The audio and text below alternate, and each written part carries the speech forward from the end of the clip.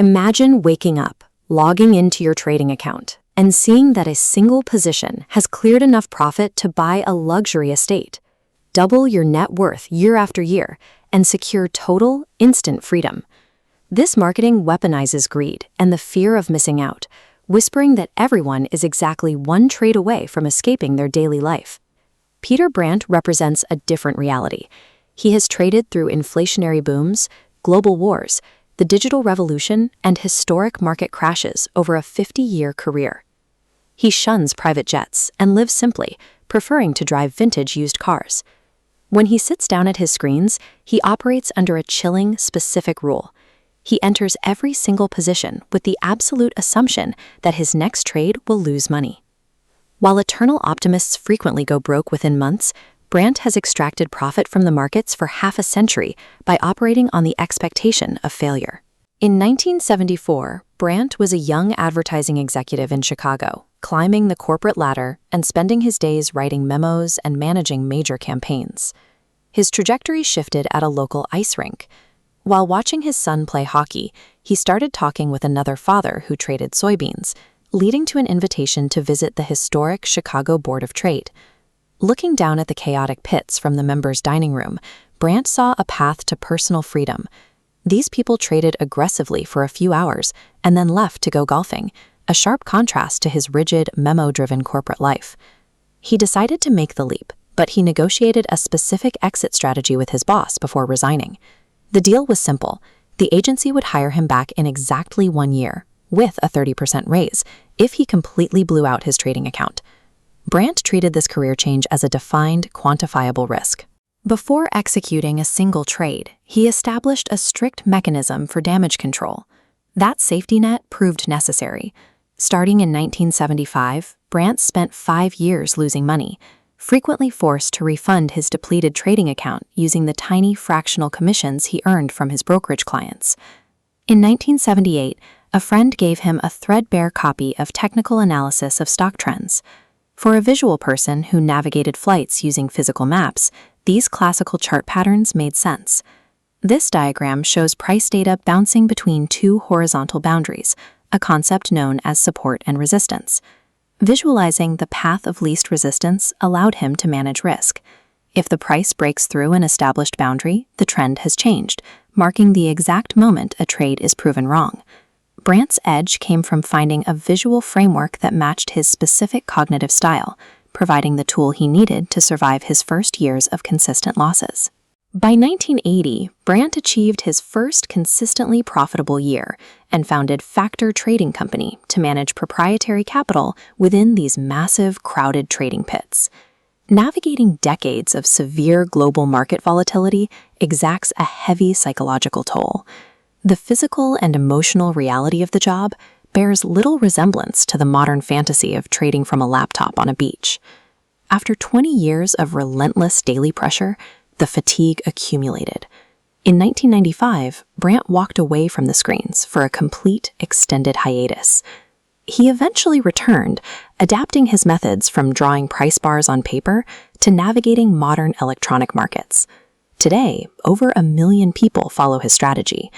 The internet remains flooded with influencers promising guaranteed winning streaks and instant wealth. Brandt remains the direct counterpoint, still starting every single position, expecting it to fail. Lasting survival in the markets requires checking your ego and mastering the art of the loss.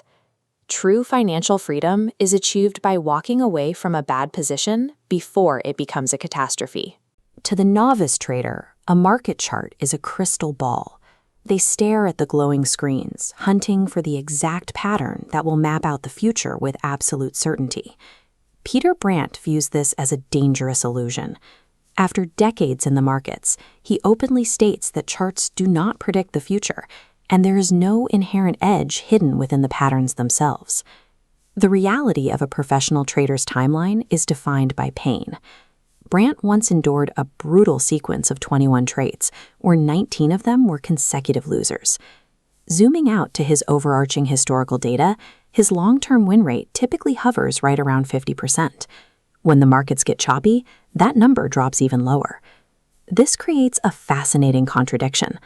How does someone who is wrong half the time and can suffer 19 consecutive losses use those exact same markets to build a legendary multi-million-dollar track record? It starts with the math of survival. Amateurs routinely risk 5 to 10% of their account on a single idea. At that scale, a string of bad trades makes an account blowout almost inevitable. Brandt protects himself with a much tighter mathematical limit. He risks only 60 to 70 basis points per trade. That means even a losing trade cost him less than 0.75% of his capital. He also executes his entries with strict limitations. He enters his entire position all at once using stop orders and rejects pyramiding, the practice of adding to a winning position, because it raises his average entry price and leaves him exposed to market corrections. His hunting ground is ruthlessly specific. He completely eliminated diagonal trend lines. He exclusively stocks horizontal continuation patterns, like rectangles, that last exactly 8 to 14 weeks. By combining micro-risk sizing with an ultra-selective horizontal filter, he builds a methodology designed to withstand the random distribution of inevitable losing streaks. It turns a sequence of 19 losses from a terminal event into a survivable statistical hurdle. When a breakout finally happens, his entry filter is entirely objective. The price must move 50% of a 30-day average true range, a measure of the market's normal daily volatility, before he considers it a valid trigger. The moment he enters, he activates his last full day, or LFD, defensive rule. He places a protective stop just below the lowest price of the final full day inside the pattern. If the price drops back below that line, the momentum is gone and he exits immediately. This sterile logic keeps him mathematically alive and ready to pivot for massive windfalls. We see the power of this flexibility in his strategy for the 2026 Bitcoin reversal. In this scenario, Brandt was highly bearish, expecting Bitcoin to drop into the 50,000s. But when the futures completed an inverse head and shoulders pattern and broke decisively above the $64,000 neckline, he didn't let bias stop the trade. He abandoned his bearish outlook, accepted the statistical edge, and bought the breakout, riding the surge past $72,000. He manages these massive holds using simple tools. During a legendary $60 surge in silver, he followed the position all the way up simply by trailing an 8-day moving average, holding as long as the price stayed above that single line. These strict mechanics are not designed to predict a move. They are perfectly designed to ensure he is mathematically positioned to ride it whenever it happens to occur. Brandt's entire career ultimately reflects a statistical reality known as the Pareto principle, or the 80-20 rule. This data reveals the engine of his wealth. 85% of his net profits are generated by merely 15% of his trades. The fate of the remaining trades is controlled by design. Because of strict sizing rules, they are reduced to mere break-even noise. Amateur traders fail because they believe wealth requires a massive win rate and a flawless, ego-driven ability to guess what happens next. True market mastery is much quieter. It is the cold, mathematical discipline to survive your losses, keeping your capital perfectly intact until the massive, asymmetric winners inevitably arrive. Financial markets are frequently presented as a high-speed adrenaline rush. We picture rows of glowing screens, news anchors shouting over breaking headlines, and a sea of day traders hunting for fast money. This environment functions by moving liquidity from those acting on impulse to those following a process. When thousands of participants react to the same headlines with fear or greed, they create predictable patterns of volatility that the market systematically absorbs. Most people who enter this arena with a get-rich-quick mindset eventually join the massive graveyard of failed speculators. Their financial headstones read, "Thought he could beat the game." Peter Brandt is a rare exception. Over a 50-year career, he has sustained success by actively rejecting the common instincts that drive the average trader. Brandt realized early on that long-term survival requires a speculator to treat their own biological nature as the primary obstacle to their success. Brandt's psychological edge begins with an unusual baseline, his assumption that every trade he enters will be a loser. This expectation of failure removes the ego from the equation. Because he isn't looking for a win to brag about, he is free to act strictly as a risk manager, focusing entirely on capital preservation. This illustrates his philosophy of strong opinions, weakly health. He may hold a binary view, but the moment price action contradicts the chart, he drops his narrative and ignores financial news networks. To protect himself, he deliberately separates his judgment from daily market noise. His routine is built on isolation. He performs his heavy charting work on Friday afternoons, when the markets are closing, and by Sunday evening, his plan for the week is set. Once he places his entry and protective stop orders on Monday morning, he literally turns off his computer. He refuses to watch the screen during the trading day. He warns that day trading is a trap designed to trigger the human impulse to meddle. Watching live data only feeds the temptation to cut a profitable run short or hold on to a losing position too long. Brandt ignores the metrics typical of Wall Street prestige. He dismisses the Sharpe ratio, a common measure of risk-adjusted return, as a joke. Instead, he runs his trading like a business franchise, focusing on expected value.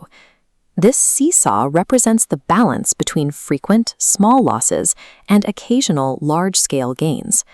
By ensuring that unsuccessful trades have minimal impact on his capital, he stabilizes the overall system.